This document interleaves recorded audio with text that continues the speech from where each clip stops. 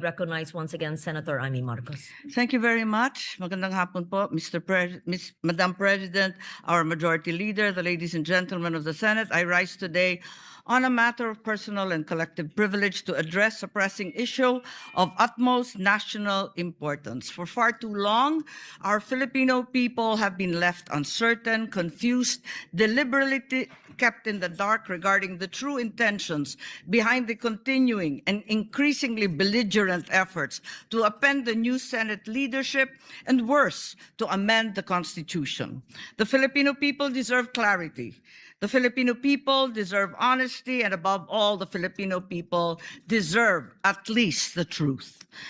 Madam President, today I will not rely solely on my own words. I will present before this chamber a short video containing documentation, footage, and statements directly connected to the ongoing efforts toward term extension and charter change.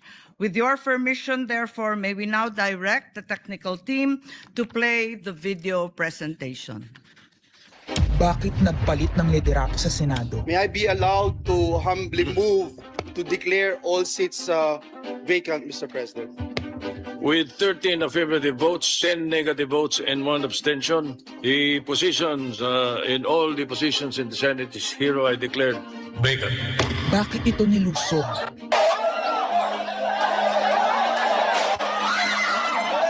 Bakit patuloy ang pananakot? Talagang garapalan, obvious na obvious, iniisa-isa ang majority. Bakit may panggigipit? Pinakakasuhan ng Ombudsman si Senator Rodante Marcoleta ng plunder at indirect bribery. Bakit may pambabaluktot ng kwento? Nililito nila ang publiko. Ang kainan ay naganap alas 4 ng hapon. Ang barilan alas 7. Nagmamalaki nilang may nangangamusta. Si Camille Villar ang unang nag-update. Saka sila nagsi-reply. Last convo, 4 p.m. Next chat, 10 p.m. Bakit may demolition job? Bakit may pait? Bakit hindi matanggap? Napakaraming bakit. At narito mga sagot. Pero bago ang katotohanan, wasakin muna natin ang kasinungalingan. I, Alan Peter Shram Cayetano, having been elected to the position of Senate President, Hindi nagpalit ng liderato para sa impeachment. Hindi totoo ang pinapakalat ng mga nabulaga. Ito this time, medyo nagkabulagan. Ang impeachment ay labanan ng numero. Hindi ang mga Duterte aligned ang dapat mangamba, kundi ang mga sa umpisa pa lang ay may hatol na. Ang sinasabi, sir, ng ibang mga kritiko, itong Senate leadership shake-up ay tungkol lang daw sa impeachment. Lahat na i-connect. As I told you, may 12 kami. Si Bato is 13. So kahit nawala naman siya, ang pinag-uusapan dito is whether or not you will be able to get 16 votes. Hindi siya ang pagmumulan ng 16 votes. Wala siya doon eh. 12 kami. Bakit kami magkuku? May 12 na kami kung ang pinag-uusapan lang natin ay impeachment. Actually, 9 lang ang kailangan para ma-dismiss. Yes, 12 kami. So it's more than the required votes. But that's not the point. Ang ano kasi, pinipilit nilang i-connect doon. Kaya ako natatawa. Where is the connection there? Gusto pang ipa-inhibit ang mga tinatawag nilang Duterte-aligned senators. Nananawagan pa ng partial kuno at pagiging patas. Pero sa publiko, may mga pahayag na hindi makakatakas. While VP Sara is in power, the threat of a full-blown Duterte comeback is still a very real and present danger. Bakit ganito ang desperasyon? Bakit hindi maikubli ang gigil? No. Bakit natataranta ang lahat? Mr. Speaker, I move to endorse to the Senate the resolution setting forth the articles of impeachment. Narito ang pagsisiwala. Noong April 22 sa Soler, nagkita si Tito Soto at House Speaker D para pag-usapan kung ano ang papakialaman sa 1987 Constitution habang nakaupo si Bongbong Marcos. Kasama ni House Speaker D ay si South Cotabato Congressman Ferdinand Hernandez. Kasama ni Soto ay ang dating Senate Secretary na si Mark Mendoza. Konas ang gusto nilang mode ng charter change. Muling isinusulong sa Kamara ang charter change o pag-amyenda sa konstitusyon sa pamamagitan ng Constitutional Convention. Is something big brewing inside the government to claims of a possible no election senaryo. Ang pag-aamyenda ng konstitusyon sa pamamagitan ng Constituent Assembly. At para makakuha ng suporta sa Senado at sa Kongreso, ito dapat ang mga nilalaman. Dapat ma-extend ang termino ng mga senador at congressmen na mawawala na sa pwesto by 2028. Ang eleksyon sa bawat senador ay magiging by region. Nagdiskusyon sila kung 2 o 3 senador per region. Kinumpute nila kung mayroong 18 regions, nasa 36 o 54 ang magiging senador. Lumutang din ang usapang para hindi makaporma si Inday Sara sa 2028, gawing 50 years old ang edad ng pwedeng tumakbo. Pero nagpanukala rin si Soto na pwedeng gawing 35 years old para kay Vico Soto. Dahil ipagmamayabang niyang kayang talunin ito si Inday Sara. Meron ako idadagdag, maganda, Vicky. Ibaba natin ang edad ng presidente to 35. Magagaling ng bata ngayon eh. Magagaling eh. Ibigay na natin sa mga kabataan na pagpatakbo nitong bansa. Baka puro matino pa mailagay natin. Baka sabihin nila, Senator Soto, this is to siguro allow your nephew, ba, si Vico, na tumakbo. Sabi ko na Maging qualify. Ganun eh. Sabi ko na mag-iisip sila ng gano'n, hindi ko naisip si Vico Rooney. Ang impormasyong ito ay mula mismo sa kasama sa meeting. Kasama din nila ay isang congressman, isang gobernador, isang retired military officer, isang dating may mataas na katungkulan, at 5 mula sa private at business sector. Kaya ba binaliwala ang panawagan ng taong bayan? Kaya ba binaliwala ang paalala ng Iglesia ni Cristo? Hindi po nagbabago ang bilin ng Iglesia ni Cristo, Nelson, na ang Iglesia ni Cristo po ay tutol sa impeachment.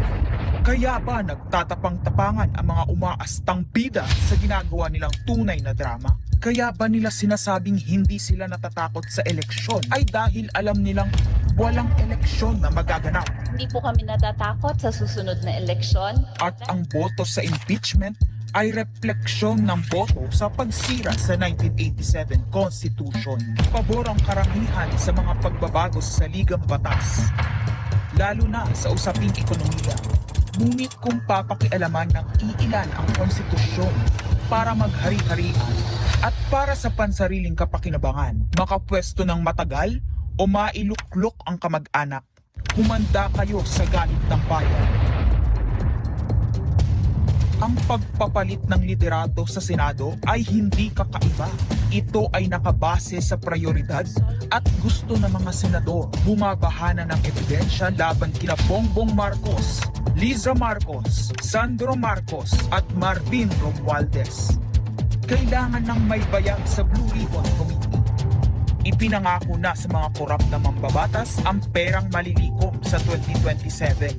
2028 national budget. Dapat pigilan. 2028. Alam natin, that's the election budget.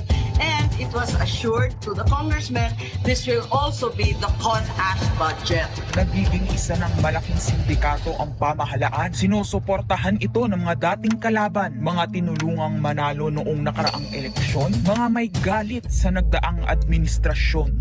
Lahat sila kasama ng pinakamalaking troll farms at ilang bahagi ng mainstream media ay pinagagana ng 2 bagay. Pera galing sa korupsyon, galit sa mga Duterte. Mahalaga ang liderato ng Senado para sa mga korap at nakasandal sa mga buwaya ng kapangyarihan. Ngunit mas mahalaga ito sa mga naninindigan na ang Senado ay bantayog ng konstitusyon na hindi dapat tinatakot, sinusuhulan at iniipit upang maging tau-tauhan. Maaaring hati ngayon ang Senado. Maaaring kanya-kanyang bersyon ng kwento. Wala nang pakialam kung ano ang totoo. Isa itong indikasyon na gumagana ang demokrasya. Kailangan lang maalala ng bawat senador na kahit sila ay may kapangyarihan, hindi dapat nila malimutan magpakatao. Sa kabila ng lahat ng problema, pinakamababang halaga ng piso sa kasaysayan, mataas na bilihin at gasolina, kawalan ng trabaho, halos wala nang makain, nagpapakamatay na mga magsasaka. Ang inuuna ay politika, impeachment at kung ano-anong propaganda para mabalik ang kontrol sa Senado ng mga nangako na maisakatuparan ang pagpapahaba ng panahon sa kapangyarihan. Kung magde-deny yung mga nandoon sa meeting na yon at pabubulaanan yung aking sinabi, then sasabihin ko kung sino ang nagsiwalat sa amin. Kasi magugulantang ang buong bansa pag siniwalat ko kung sino yung nagsabi sa amin.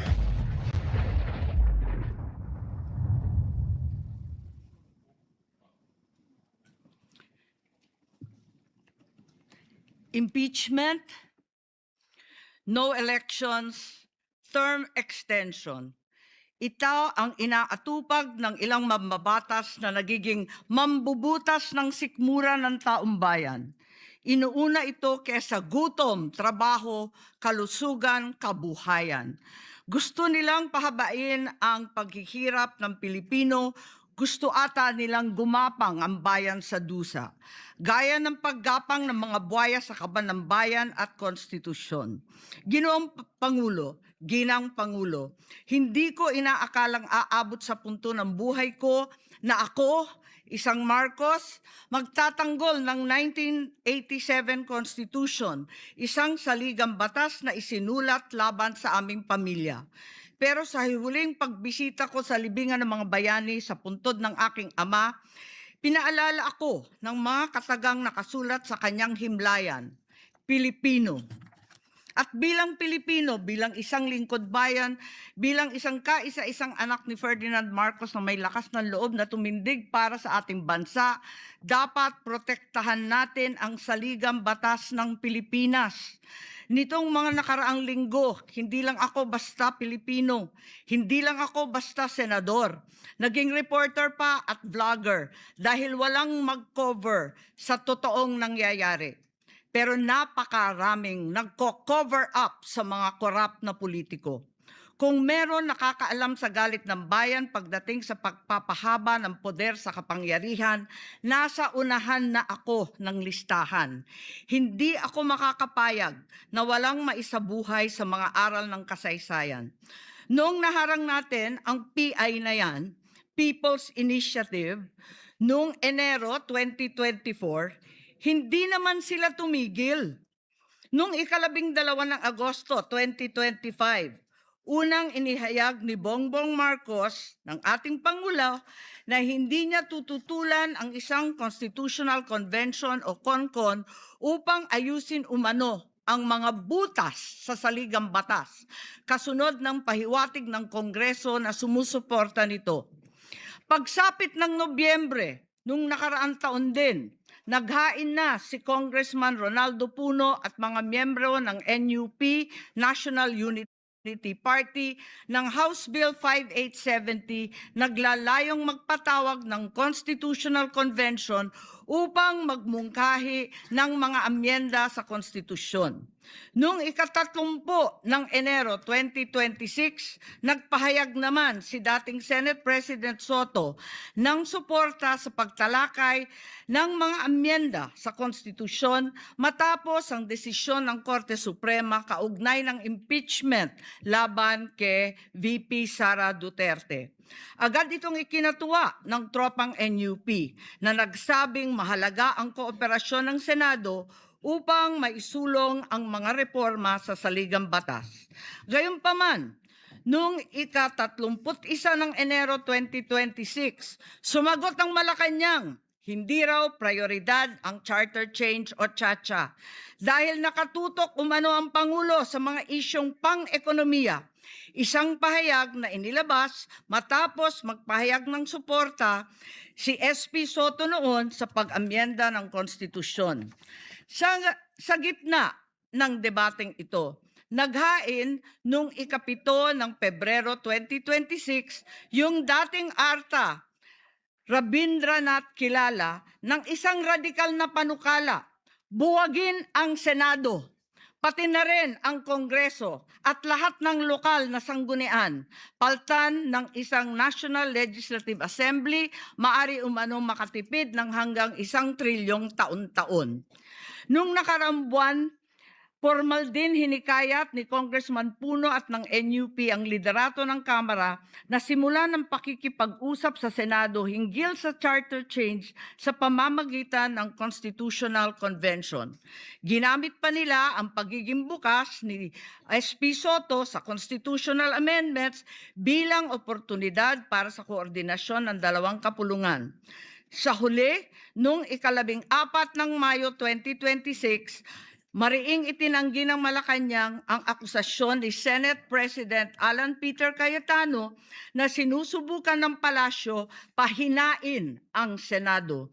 Binigyan diin ng palasyo na hindi pinag-uusapan ng Chacha at inulit ang pananaw ng Pangulo na hindi ang pag-amyenda ng saligang batas ang sagot sa kasalukuyang problema ng bansa. Ngunit hindi ito ang nangyayari sa labas ng palasyo. Ang NOEL at term extension ay buhay na buhay sa mga patay na patay sa kapangyarihan. Pagkat sa kasalukuyang ika-20, ika-20 Kongreso, maraming panukalang naglalayong baguhin ang konstitusyon.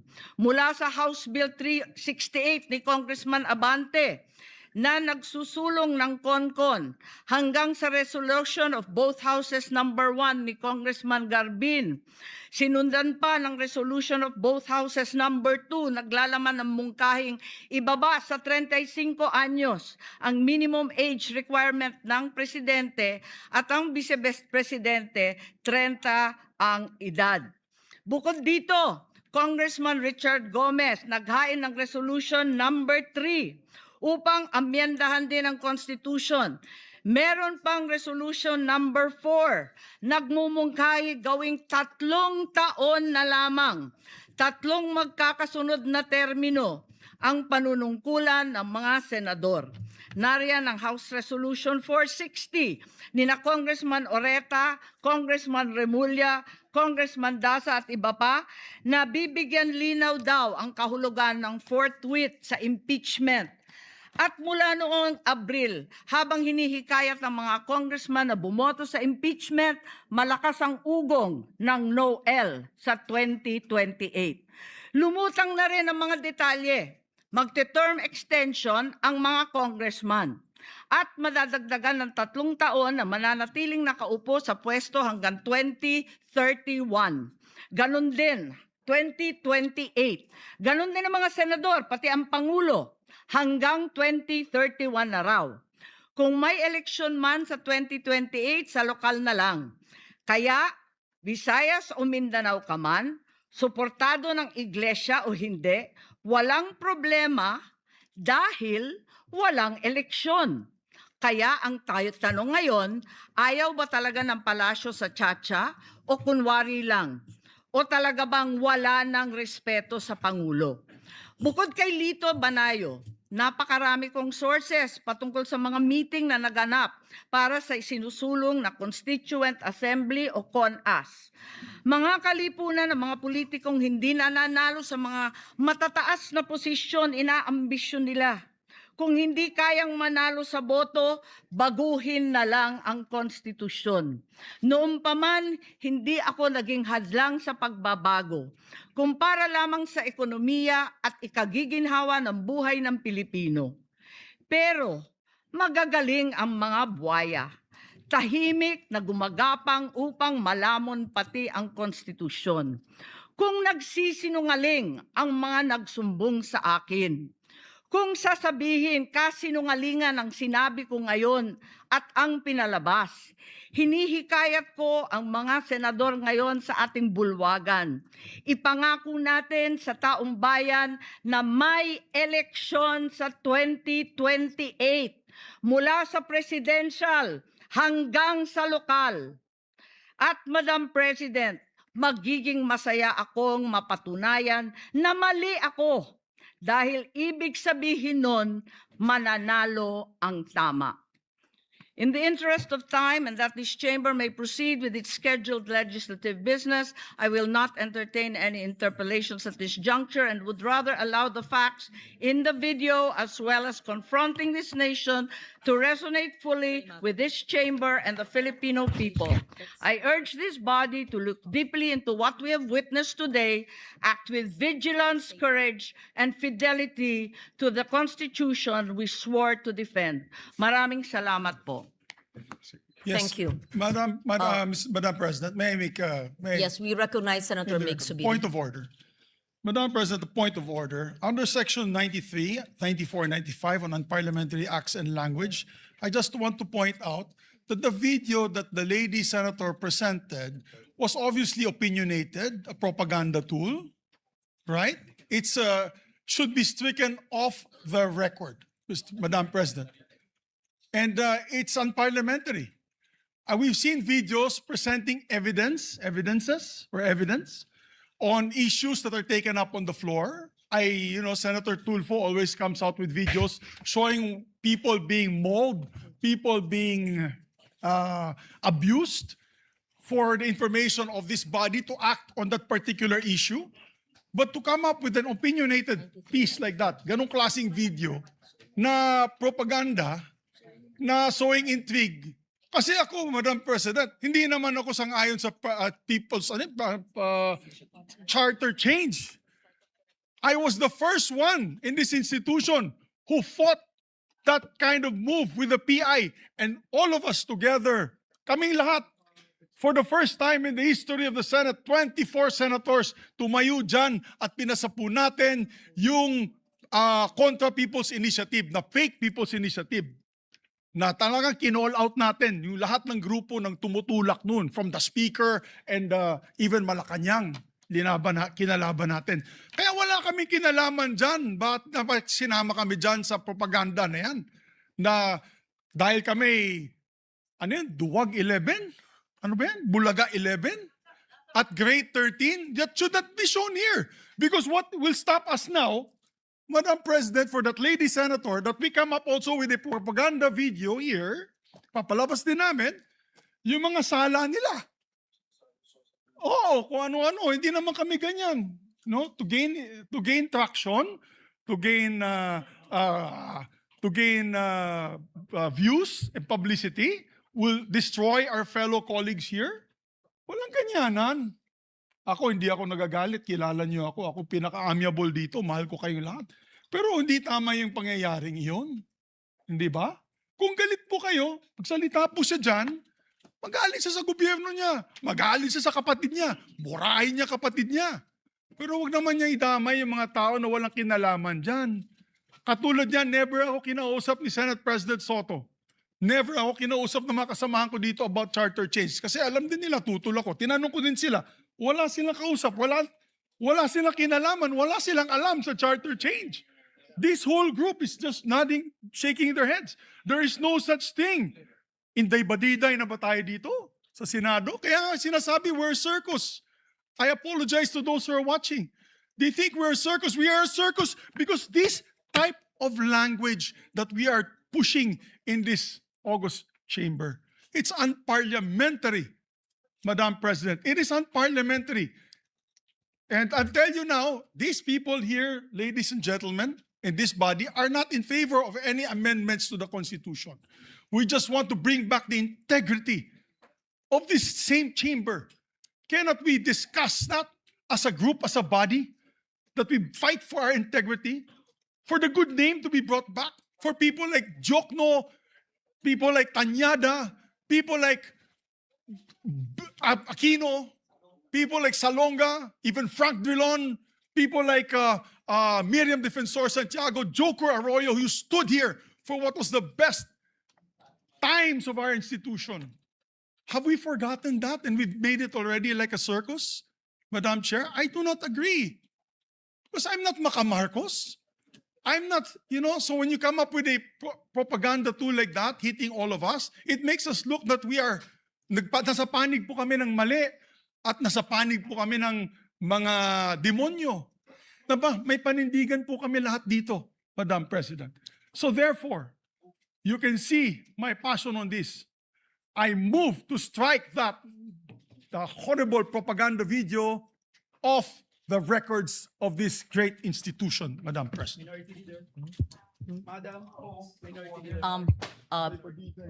Before I recognize the former Senate President, may I ask the former